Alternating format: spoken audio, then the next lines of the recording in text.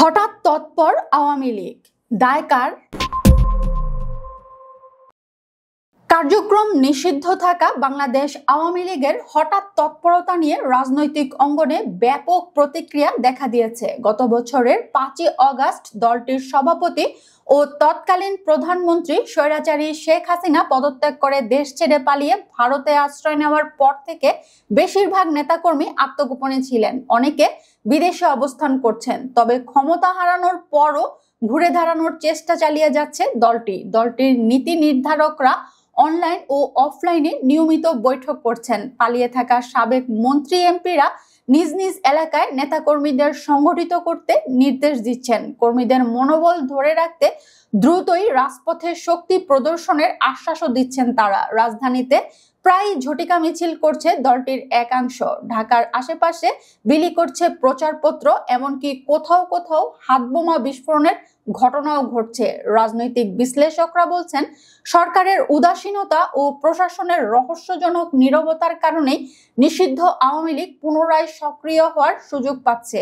তাদের মতে এখনই কঠোর পদক্ষেপ না নিলে এটি রাজনৈতিক স্থিতিশীলতার জন্য বড় হুমকি হতে পারে।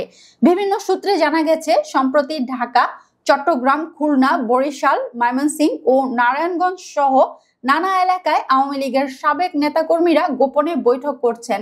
কিছু পুরনো নেতা নতুনভাবে সক্রিয় হয়েছেন। তরুণদেরও রাজনীতিতে টানার চেষ্টা চলছে। সামাজিক মাধ্যমেও চেতনা পুনর্জাগরণে সক্রিয় হচ্ছে একটি অংশ। আত্মগোপনে থাকা আওয়ামী লীগ নেতারা সোশ্যাল মিডিয়ায় বিভিন্ন বার্তা দিয়ে যাচ্ছেন। তারা বলছেন, আওয়ামী লীগ বসে নেই, রাজধানীর সহ বিভাগীয় শহরগুলোতে নেতাকর্মীরা সক্রিয় হচ্ছে। অন্তর্বর্তী সরকার চাইলেই আওয়ামী লীগকে মুছে ফেলতে পারবে না। আমরা অবশ্যই জনগণের কাছে ফিরব। নিষিদ্ধ সংগঠনের এই তৎপরতা নিয়ে এনসিপির যুগ্ম আহ্বায়ক সারোয়ার তুষার শীর্ষনিউজ.com-কে বলেন, হঠাৎ আওয়ামী লীগের অপতৎপরতা উদ্বেগজনক। সরকারের নীরবতা থেকে বোঝা যায় ফ্যাসিস্ট বিদায় হলেও তাদের প্রেতাত্মারা প্রশাসনে রয়ে গেছে। এদের সহায়তা করে এই তৎপরতা চলছে। সরকার যদি দ্রুত ব্যবস্থা না নেয় তাহলে জনগণের মনে প্রশ্ন উঠবে, সর্ষের ভিতরেই ভূত লুকিয়ে আছে। বিএনপির যুগ্ম মহাসচিব রুহুল কবির রিজভী বলেন, সরকার নিষিদ্ধ সংগঠনের বিষয়ে নীরব থেকে নিজেদের রাজনৈতিক ভবিষ্যতের পথ তৈরি করছে। এটি গণতন্ত্রের জন্য অশনি সংকেত।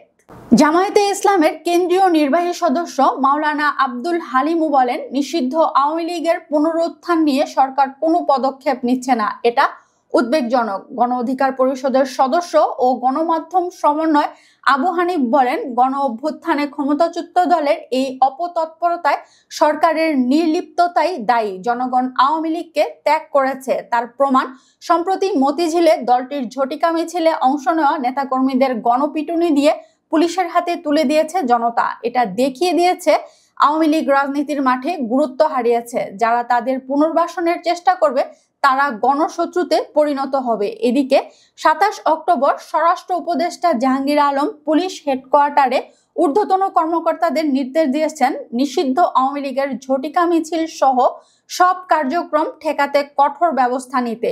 বিএনপির স্থায়ী কমিটির সদস্য মেজর হাফিজউদ্দিন আহমেদ বীর বিক্রম বলেন, আওয়ামী লীগের কোনো লজ্জা নেই। তারা গণহত্যার জন্য ক্ষমা চায়নি, অনুশোচনাও করেনি, অথচ এখন আবার ঝটিকা মিছিল করছে। এভাবে রাজনীতিতে ফিরে আসার কোনো সুযোগ নেই। তাদের এসব প্রচেষ্টা নিয়ে উদ্বিগ্ন হওয়ার কিছু নেই।